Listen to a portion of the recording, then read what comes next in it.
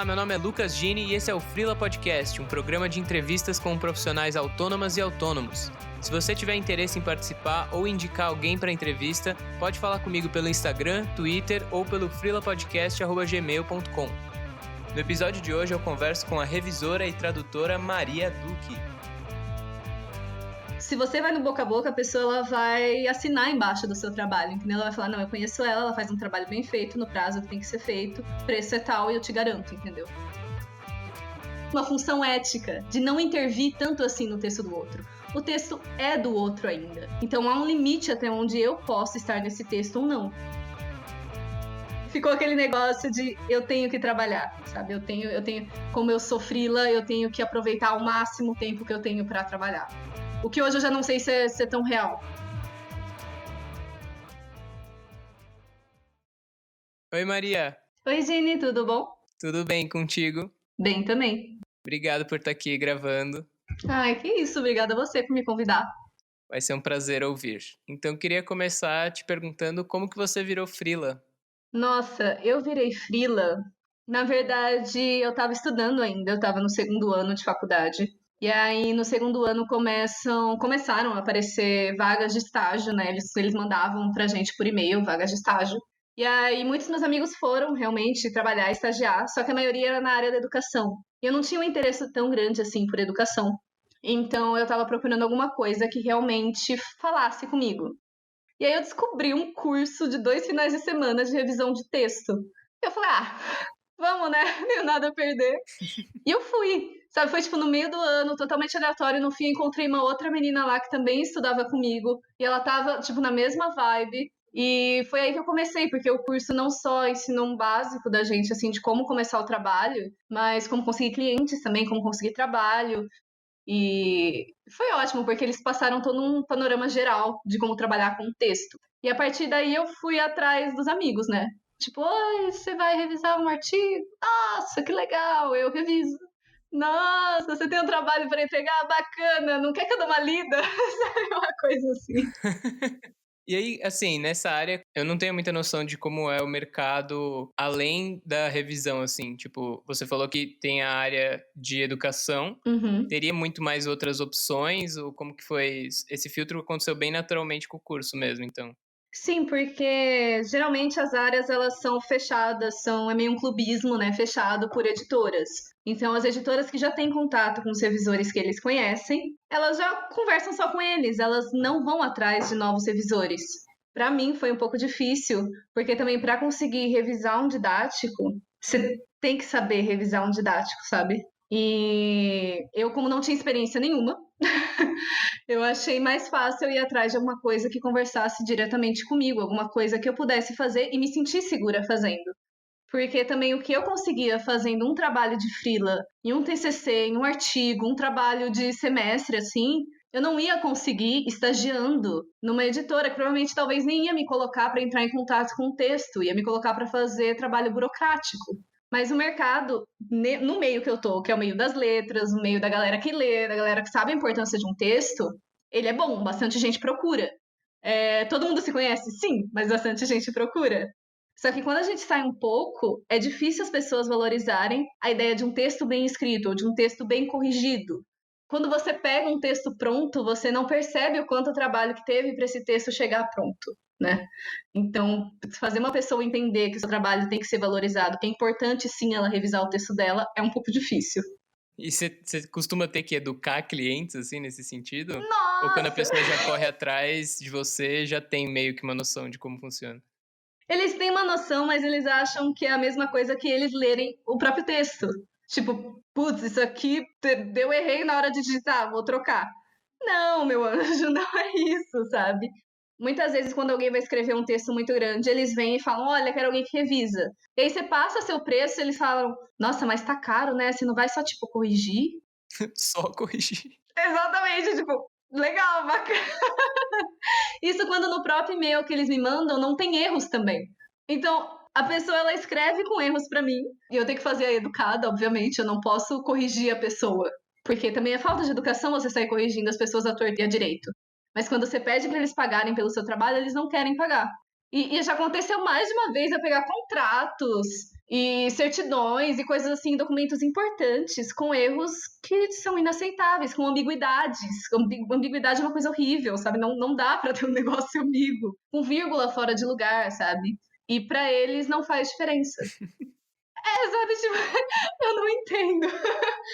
Mas eu acho pra mim um texto, ele é a apresentação de quem você é. É uma coisa registrada, o texto ele é uma coisa fixa e registrada de quem você é. Então você está se colocando ali naquele texto. Se você vai enviar um contrato para alguém, só que o que a pessoa vai ter de você é aquele texto do contrato. Então ele tem que estar, sim, o mais claro possível, o mais correto possível, o mais inteligível possível. Você tem que ver para quem você está mandando. Não adianta você também colocar umas palavras difíceis quando você vai mandar um contrato para alguém que não tem a quinta série. Não vai funcionar. E as pessoas, às vezes, quando você fala, tipo, nisso, tipo, eu vou revisar o seu texto assim, elas não acham que vale a pena. Elas acham que, tipo, não, eu coloco aqui no corretor do Word, não é mesmo? Ele corrige aqui os principais erros.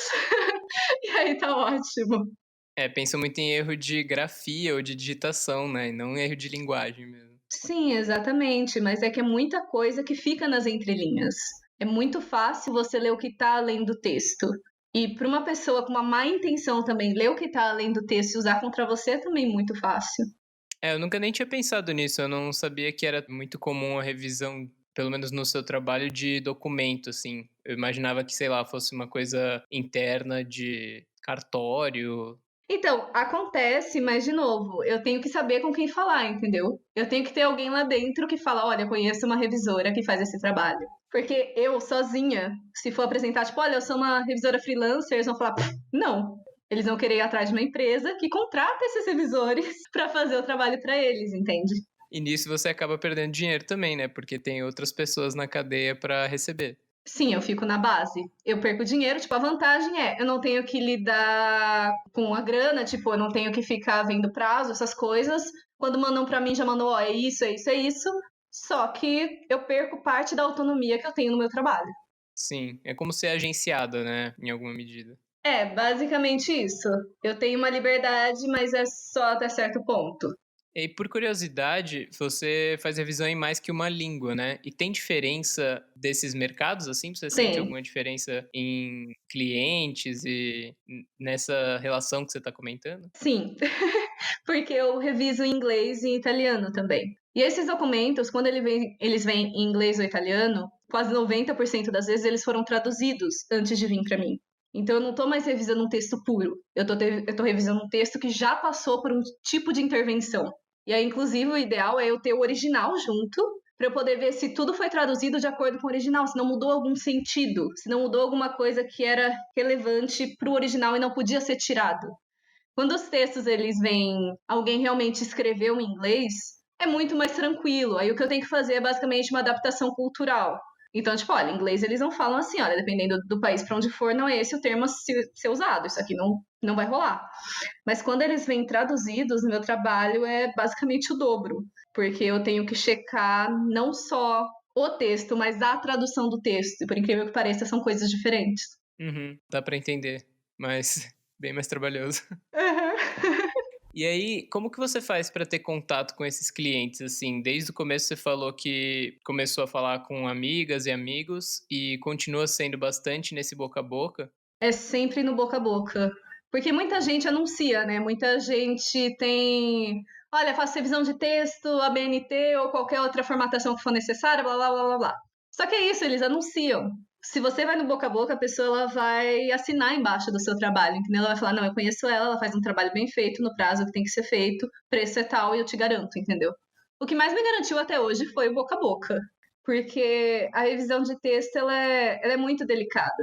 A tradução também é muito delicada, porque eu vou estar passando, colocando um filtro em cima do texto de outra pessoa. Então, além de tudo, eu tenho que ter como eu vou dizer, uma função ética de não intervir tanto assim no texto do outro. O texto é do outro ainda. Então, há um limite até onde eu posso estar nesse texto ou não. E é importante separar isso porque alguns revisores, eles não têm esse tipo de limite. Então, eles podem mudar uma frase, virar e falar, eu achei que assim estava melhor. Não é você achou que assim estava melhor. Se você é o primeiro leitor, Você pode virar para o autor e falar: olha, essa frase está confusa por motivo tal e tal e tal e tal, e perguntar se você tem a permissão de mudar, ou se você manda para ele mudar. Mas você mexer no texto de alguém é uma coisa muito delicada. Então, o melhor jeito de você conseguir o mercado é por boca a boca mesmo. Alguém tem que virar e falar: o trabalho dela é bom, sabe? Confia no trabalho dela. Ela não vai mudar o seu texto, vai ser você ainda escrevendo. O que ela vai lapidar. Sim, tem que ter endosso, né, de outros clientes. É bem mais fácil, porque você vê um banner e a pessoa, como eu falei, a pessoa fala: eu reviso. Mas aí você vai atrás de cada uma delas e aí ela até oferece um preço melhor, mas ela pode fazer coisas que você fala: é normal para uma revisão de texto, e às vezes não é. Porque quem não sabe como é o trabalho acha que é normal, acha que é o trabalho de um editor, que pode mexer no texto todo. Não é, sabe? E muitas vezes, quando as pessoas recebem texto revisado que vem com alguma coisa, muita intervenção, eles acabam não lendo ou achando que é melhor assim. E como eu falei, nem sempre é assim, sabe? Tem que ser o seu punho ali. O texto é seu.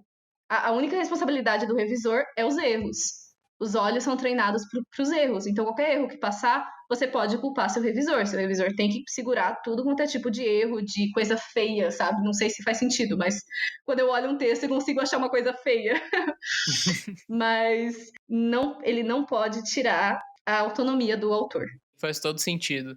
E aí, como que você lida no dia a dia com esse fluxo de trabalho, assim? Você tem uma rotina para equilibrar a vida pessoal e trampo? Até porque eu imagino que deve ter uma certa sazonalidade, principalmente com trabalho acadêmico, né? Nos finais de semestre deve ter muito mais trabalho. Uhum. E talvez entregas não do trabalho final, mas etapas também dos trabalhos.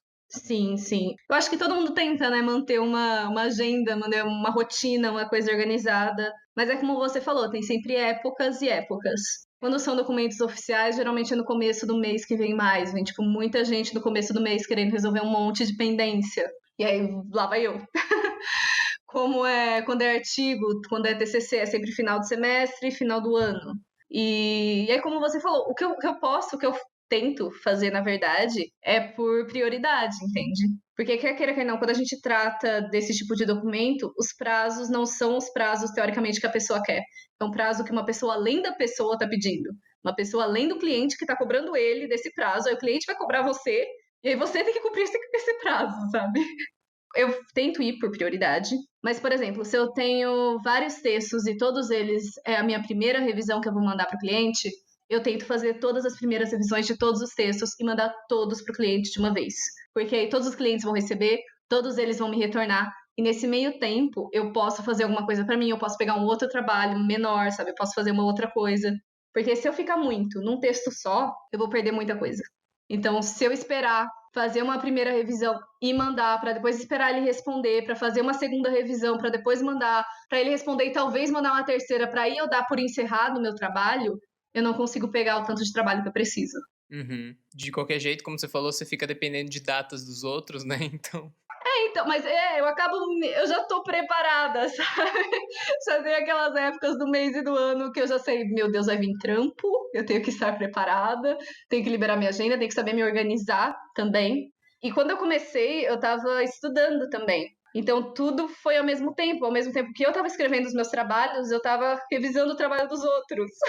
Então, era uma coisa muito sufocante, óbvio, final de semestre sempre é, mas também foi o que mais calhou comigo, foi o que mais deu certo, sabe? O trabalho de freela, ele acabou me ajudando a conseguir estudar e trabalhar ao mesmo tempo de uma maneira mais tranquila. E ler o trabalho dos outros também me tirou um pouco da pressão que eu mesma colocava nos meus trabalhos. Então eu tinha uma perspectiva maior de, olha, tem uma pessoa fazendo um trabalho muito legal e eu sou capaz de fazer um trabalho muito legal também. Cara, isso é muito interessante. Eu nunca tinha pensado nessa perspectiva. É porque é muito interessante, é como eu falei, o texto escrito é a pessoa ali, entendeu? Você tá vendo, é como se fosse uma pessoa falando pra você. E toda vez que alguém fala, ela tem alguma coisa pra comunicar. Então não custa nada ouvir, sabe? Tudo bem se ler um texto tipo, putz, é um negócio que não me interessa em nada, mas e se interessar? E se eu resolver tirar uma palavra que justamente é a essência do que o cara quer falar naquele parágrafo? Eu não posso fazer isso, entendeu? Eu tenho que prestar atenção no que está sendo escrito. E eu acho isso muito bonito, assim, não sei, mas eu acho isso muito bonito. Muito legal. Aí uma pergunta um pouco mais direta em relação a essa questão da rotina.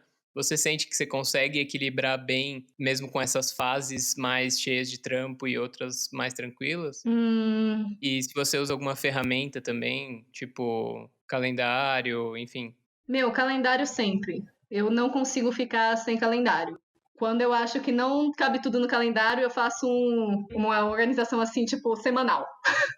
Tudo que eu tenho que fazer na semana, pelos dias e os horários. Porque nessas épocas que vai atolando, realmente eu não consigo me organizar tão bem quanto eu gostaria. Só que assim, eu nunca deixei de entregar um trabalho, ou entregar atrasado, ou entregar mal feito. Então, também tem isso. Por mais difícil que seja me organizar, eu não deixo isso me prejudicar de algum modo. Agora, obviamente, tá ficando um pouco melhor, também eu me formei, então tá ficando um pouco mais tranquilo. Então eu tô finalmente conseguindo chegar num equilíbrio entre a vida pessoal e o trabalho. Porque a minha vida pessoal e meu trabalho estão no mesmo lugar, não é mesmo? Eles estão no mesmo cômodo, eles estão no mesmo computador, sabe? E pra mim era muito difícil pegar um livro e ler e não ficar reparando em coisas. Ver um outdoor e não ficar reparando em coisas. Pegar um panfleto e ficar vendo, tipo, putz, meu, essa abreviatura aqui tá errada, sabe? Isso pra mim era muito complicado. E aí agora eu tô começando a ter esse desligamento. O que eu faço é aproveitar o tempo que eu tenho livre. Porque a qualquer momento vai estourar uma onda de trabalho. Enquanto não estourar, eu tenho que aproveitar esse tempo que eu tenho livre, eu tenho que me organizar, eu tenho que organizar minha vida, eu tenho que responder e-mail. E eu acho que eu tô indo por oportunidade, assim mesmo. Quando dá, eu dou uma folga pra mim, muitas vezes. E aí, quando não dá, eu vou indo de acordo, tipo, um dia de cada vez mesmo. Porque também trabalhar com texto, eu posso virar e falar, não, tranquilo, eu entrego o seu texto em 4 dias. Mas o texto pode ser muito mais complexo do que eu estava esperando. Só que se eu prometi em 4 dias, eu vou fazer os 4 dias. O que eu vou fazer é o quê? Trabalhar muito mais.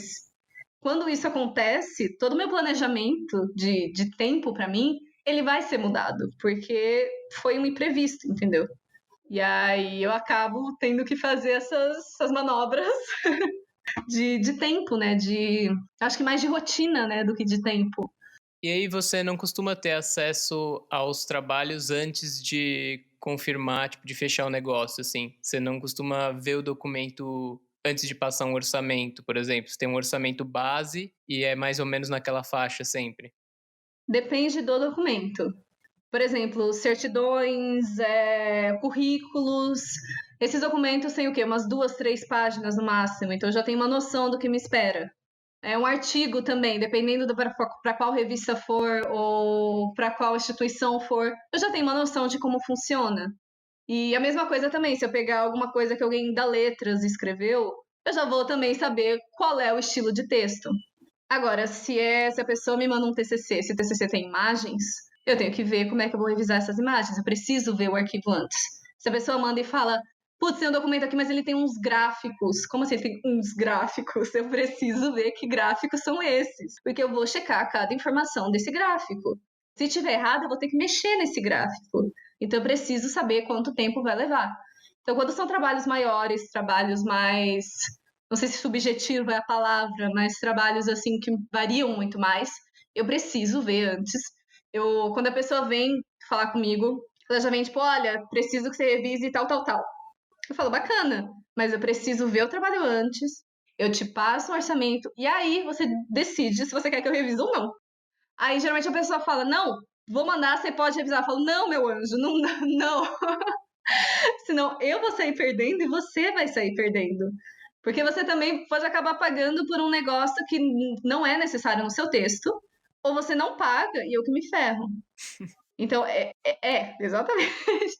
Ou então eles mandam, tipo, são só 4 páginas. De quê? Legal que são 4 páginas. Mas 4 páginas de quê? Em que fonte que são essas 4 páginas? Qual é o espaçamento dessas 4 páginas? Porque isso varia muito, isso muda muito.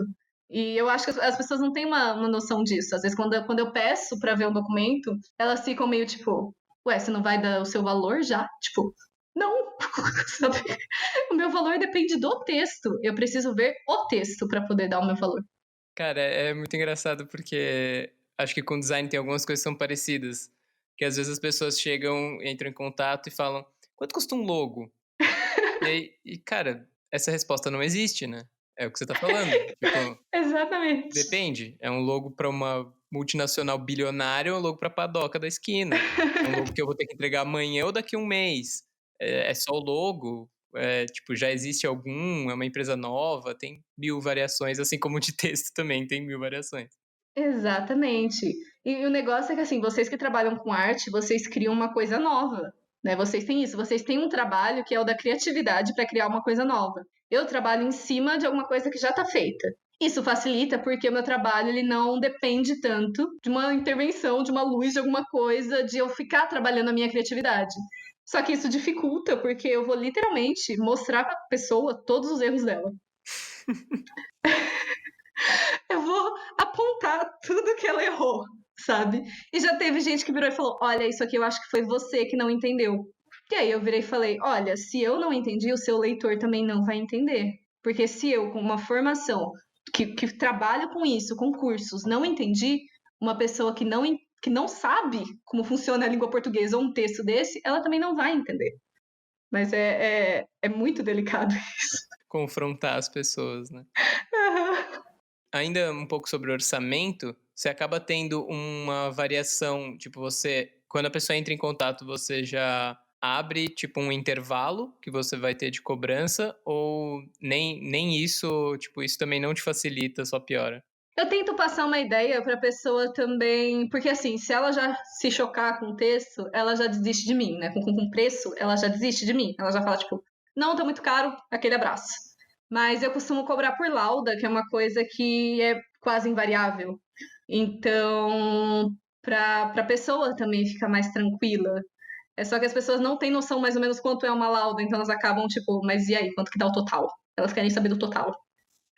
É sempre o total. Mas aí também varia muito. Se eu for cobrar por uma tradução, por exemplo, cobrar por uma lauda não é justo, porque uma lauda no texto na língua original e uma lauda no texto que eu vou traduzir pode variar. Então aí ou eu vou cobrar por palavra traduzida, ou eu vou cobrar pelo tempo que eu gastei por hora. E aí são esses trabalhos que são os mais complicados, porque também eles não vêm como tipo, por que você tá cobrando tão caro? O texto já tá aí, você só tem que transformar ele. Eu falo hora, mas justamente porque eu tenho que transformar ele, que eu estou cobrando tão caro, sabe? A gente vê muito aquelas páginas de internet que eles colocam traduções literais, assim, que, tipo, peixe pintado, eles falam paint fish, sabe? Exatamente. E aí você fica pensando, eles contrataram um tradutor que falou que era ok, ou eles não contrataram um tradutor. E aí, ou eles contrataram um revisor que também falou que era ok, ou eles também não contrataram um revisor. E eles acharam que aquilo tava ok, sabe? Que tava tudo bem divulgar isso. Isso não é uma coisa que você vê, tipo, no boteco da esquina, é uma coisa que você vê em placas pela cidade, em outdoors, em documentos oficiais, em páginas oficiais da internet, sabe? E é muito o engraçado é isso, é uma coisa que eles sabem que o trabalho não vai ser bem feito, mas eles não querem pagar por um trabalho bem feito. Bizarro. E aí você tem que tomar cuidado para não ficar trabalhando o tempo todo, como você falou, né? Sair na rua e ficar reparando em tudo e Sim. colando cartões pela cidade. Colocar bilhetinhos, post-it, olha isso aqui, na verdade. É. Mas uma revista é muito difícil, um livro é muito difícil. Um e-mail. E-mail é o que mais me pega. Todo e-mail que me mandam, eu acho pelo menos uns 2, 3 erros. Não é uma coisa de tipo, nossa, essa pessoa escreve muito mal. Não, são erros minúsculos, são detalhes que eu, porque trabalho com isso, percebo. Então, tipo, eu não vou corrigir a pessoa não está errada, ela não está equivocada, não tá um texto horrível, tá inteligível, tá ótimo. Só que, pra mim, desligar é muito difícil. Sabe? Ler um livro só prestando atenção no livro. Até você falou de tradução e eu lembrei de livro porque é muito comum em literatura e acho que até mais em livro técnico, né? Sei lá, obras de sociologia, filosofia, ter várias edições com tradutores e tradutoras diferentes, né? Nossa, sim. Inclusive, tem casos e casos de tradutores que roubam traduções de outros. Porque eles também não sabem direito o que eles estão fazendo. Porque as pessoas acham que conseguir traduzir é basicamente saber falar as duas línguas. Não é. É muita adaptação que tem que ser feita ali. E além de levar em conta a pessoa que vai ler, você tem que levar em conta que são duas pessoas diferentes que vão ler. O texto original e o texto traduzido são textos diferentes. um não pode ser uma versão piorada do outro, sabe? Eles têm que ser textos igualmente bons. E isso é muito complicado, acontece muito, muito. E falsos cognatos, assim, as pessoas que traduzem as coisas literalmente e passa por um revisor numa editora, sabe? Passa por um preparador, passa por uma revisão de provas e chega na prateleira. E as pessoas compram. E isso é muito errado, isso é muito errado. É muito errado. Entendo a sua aflição. Sabe? É como eu falei, realmente antiético fazer isso com o autor. Ele escreveu um texto que é obra de arte, é ele, é o autor que tá ali. E aí, se você pegar e traduzir ele de um jeito nada a ver, você simplesmente sugou o autor do texto. O autor do texto não é mais o autor, é você. E não é isso que tem que acontecer. Você é o tradutor, você é o mediador. Você não está no texto. O texto é por ele mesmo, sabe? Cara, mas esclarecedor, o jeito que você explicou faz todo sentido. Dá pra entender bem o que deve acontecer, assim. Que bom. E aí, sobre finanças, como que você lida com essa entrada variável de grana, com não ter um salário, até com a sazonalidade dos trabalhos que você citou? Eu lido sempre com um pé atrás. Eu tento sempre guardar, não sei se guardar é o nome, mas ter uma reserva, sabe? Ter uma garantia. Então, do que eu ganho, eu tenho que pensar, e se mês que vem eu ganhar metade disso? Como é que vai ser? A partir daí eu vejo um cálculo de, putz, então dá pra fazer tal coisa, tal coisa, tal coisa. E também é uma coisa muito difícil, porque quando chegam esses muitos trabalhos e eu ganho mais, eu fico, nossa, tenho dinheiro. E eu tenho que respirar e falar, não, eu não vou gastar, porque eu não sei o que vai ser de mim mês que vem. E tem uns trampos fixos, que são umas pessoas que já me conhecem, já tudo bem, já mandam pra mim, e bora, bora, bora. Só que mesmo assim, varia. O que eu ganho no meio do semestre é muito diferente do que eu vou ganhar no final do semestre, no final do ano. No final do ano, então, tanto de gente que quer resolver coisa é incrível. E o que eu faço é isso, eu tento ter um mínimo de segurança, sabe? É tipo, se der tudo errado, eu tenho uma coisa pra me manter. Isso é bom porque eu aprendi a não gastar tudo. Mas é ruim também porque, como eu falei, eu ainda tô com o pé atrás. Eu ainda não tenho uma coisa estabelecida o suficiente pra eu não ficar com esse pé atrás. Sim, uma reserva maior para não ter tanta preocupação com essas reservas mensais, né? Exatamente. Assim, você já conseguiu tirar um período de férias que você estabeleceu o período e conseguiu não trabalhar nele, e conseguiu não se preocupar com essas variáveis e com essa sazonalidade? Nossa, eu tirei. Eu acho que foi tipo de 2017 pra 2018, eu tirei uma semana. E foi a semana Natal Ano Novo. E aí, como eu falei, no final do ano eu tenho bastante trabalho. Mas aí eu virei e falei: olha, eu vou resolver ou antes do Natal, ou eu vou começar a trabalhar depois do Ano Novo. No meio termo aqui não vou fazer nada. E foi muito bom, assim, por quê? Férias, não é mesmo? Super tranquilo. Eu abri o computador, eu não tinha que ler e-mail, eu não tinha que abrir texto nenhum. Aquele abraço pro Word, sabe? Eu tava assim, muito leve, muito tranquila. Só que aí quando virou o ano, bateu o desespero. Eu falei, putz, eu tirei uma semana, mas será que valeu a pena? No final, eu senti que valeu. Só que na hora me bateu aquele pânico. Porque o ano começando, eram novos gastos, eram novas coisas para resolver. E aí eu fiquei um pouco insegura com a minha própria decisão. O que eu tiro às vezes são finais de semana, que eu falo, olha, esse final de semana eu não vou trabalhar. Porque também tem vezes que eu começo a trabalhar num sábado e vou até o outro sábado. E aí, tipo, não dá, eu preciso respirar em algum momento. Então, eu chego e falo, olha, não, esse final de semana não vou trabalhar e eu posso te entregar na terça, porque aí na segunda começa a mexer no teu documento e é isso.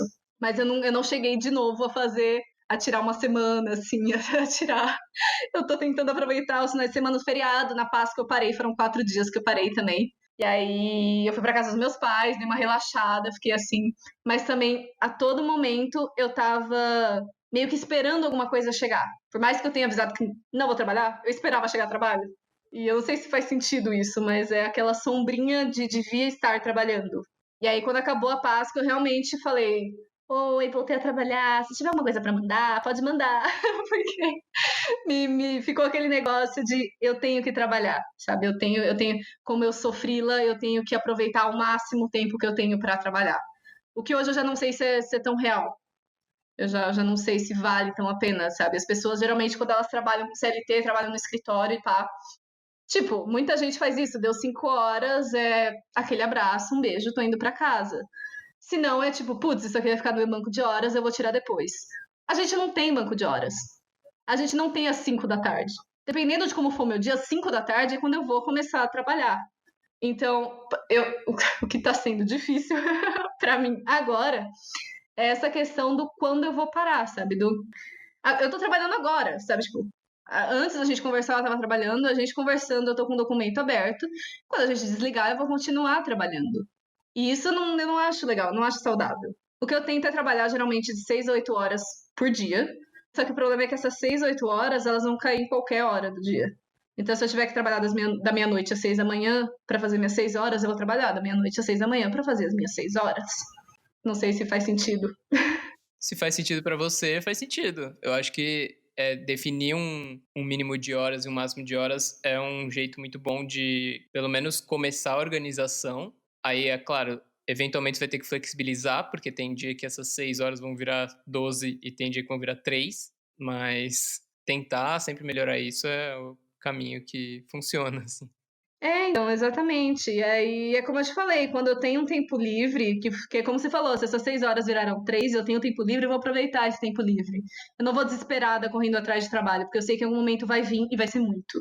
Então, o que eu faço é aproveitar o tempo que eu tenho, não ficar surtada esperando o trabalho também, porque isso era uma coisa que eu tinha muito, de tipo, meu Deus, não estão me mandando trabalho agora, agora, agora. Não, respira, faz a tua, vai vir, vai chegar. Se você correr atrás, vai chegar, entendeu? E ter, como você falou, ter um limite, um mínimo e um máximo, porque eu consigo garantir tanto a minha produtividade quanto o meu descanso. E o que rolou foi isso, porque às vezes 9 horas da noite alguém me manda algum documento e fala, eu preciso isso para amanhã às 3 da tarde. Eu falo, ok, então vamos. E ainda mais pra revisar, cara, você não pode estar com sono, sei lá, distraído, né? Não permite muito qualquer tipo de envolvimento com outra coisa simultaneamente. É tipo, é como eu falei, eu tenho o olho treinado pro erro. Então, o erro que aparecer, eu já vou olhar na hora, já vou falar, putz, erro. Só que quando eu trabalho assim de madrugada, eu não vou confiar na primeira leitura que eu fiz. Eu vou ler mais umas 2, 3 vezes. Porque eu sei que em algum momento pode ter passado alguma coisa. E é tipo, na base do chazinho, na base do chocolate, aguinha, um golinho de água cada vez que vai ficando com sono, sabe? E música às vezes ajuda. Você coloca uma música em outra língua, obviamente. Se eu colocar uma música na mesma língua que eu tô revisando, eu não consigo, tem que ser outra língua. Então eu coloco uma música e vou fazendo, porque quer queira, quer não é o que eu gosto de fazer. Eu gosto de lidar com o texto. Então, quando eu tenho que revisar um texto uma madrugada toda, eu não fico, putz, tem que revisar o texto uma madrugada toda. Não, eu fico, caralho, eu tô lidando com um texto legal, eu vou fazer um trabalho legal e vou ficar orgulhosa, sabe? E você tem algum plano pra sua carreira, seja de curto prazo ou mais longo, assim? Gini, não me faz chorar, não. Tá? Eu não sei se eu tenho um plano assim exatamente. Como eu falei, eu gosto muito de lidar com o texto. Eu gosto mais de revisão do que de tradução. Mas eu acho que enquanto eu conseguir tirar essa sensação boa de trabalhar com texto, de fazer freela, de poder mexer no texto a hora que eu quiser, eu acho que eu vou continuar no freela. Como eu falei, é o que me deu mais liberdade para eu estudar e trabalhar. Eu gosto muito de estudar. E eu quero continuar estudando. Então eu acho que por hora o freela é o que mais vai me dar liberdade, vai fazer com que eu consiga juntar as duas coisas que eu gosto, que é estudar e lidar com o texto. E agora sim, plano para 10 anos eu não tenho. Se você me perguntar, dia 15 de maio de 2029, aí a gente volta a conversar. Até lá, você vai ter outras histórias e a gente grava mais um. Eu espero que sim. E aí, falando em histórias, teve alguma história relevante, assim, pra sua vida de freela que te marcou, te ensinou alguma coisa que foi muito importante e você gostaria de comentar? Eu acho que são as pequenas coisas, assim. Eu, como boa revisora, atenta aos detalhes, o que eu mais gosto são esses detalhezinhos de quando um amigo seu pede para você revisar um texto dele. Isso para mim é uma coisa muito importante, porque ele vai saber que a minha leitura é sem julgamento, a minha leitura é para ajudar a melhorar, mas não é para me colocar ali. Isso para mim me dá um quentinho no coração, sabe? Saber que alguém perto de mim não mandou um texto porque ela é minha amiga, não, é porque confia no meu trabalho. É porque sabe que eu vou fazer um bom trabalho. As histórias absurdas são essas, de pessoas que me mandam e-mail com erros E aí, quando eu falo meu preço, elas falam, tá caro. Eu falo, que coisa. Sabe? Que curioso, não é mesmo? E as pessoas que acham que você é um dicionário ambulante, acontece também. Acontece muito. Assim, do nada, qualquer palavra, elas vêm, mandam, assim, mensagem no WhatsApp pra você. Você fala, ué, mas eu tô bem também, e você, sabe? As pessoas de tradução também, elas pedem pra você fazer um negócio, traduzir um negócio, aí você cobra por palavra. Eu traduzo, aí do nada ela manda uma mensagem, olha, tem uma frase aqui que eu não sei traduzir, traduz pra mim. Meu anjo, uma frase é dinheiro, porque eu ganho por palavra, sabe? Onde que tava essa frase quando você me mandou o texto pra traduzir? Como assim agora surgiu essa frase, sabe? Mas aí no fundo você acaba fazendo. Porque como eu falei, eu gosto do que eu faço. E eu sei que eu faço bem. Eu adoro revisar um texto. Eu não sei, é só que me faz bem cuidar de um texto. Se é o texto de alguém que eu considero, então me deixa muito mais feliz. Sabe, se é alguém que respeita o meu trabalho, então que valoriza ele, que sabe o quanto é difícil, eu faço com mais gosto ainda. Eu acho que é isso, eu acho que é só a vontade de trabalhar com texto, de estar ali em contato com o texto. E eu acho que algumas pessoas às vezes percebem isso. E eu acho que essas pessoas que fazem valer a pena também a gente ter que trabalhar fora de hora, a gente ter que estar ali lidando direto com elas, a gente ter que cuidar do nosso orçamento, da nossa agenda, da nossa vida pessoal, de tudo ao mesmo tempo. O contato é mínimo? É, mas eu tô lendo os textos delas. Eu tô vendo quem elas são ali. É como se eu estivesse ouvindo elas falando tudo aquilo pra mim. E isso pra mim eu acho que é o que vale a pena. Isso pra mim faz eu querer continuar, sabe? Nossa, muito legal. Vamos trabalhar com texto, Gini, por que não? Você tem certeza disso? É um desafio.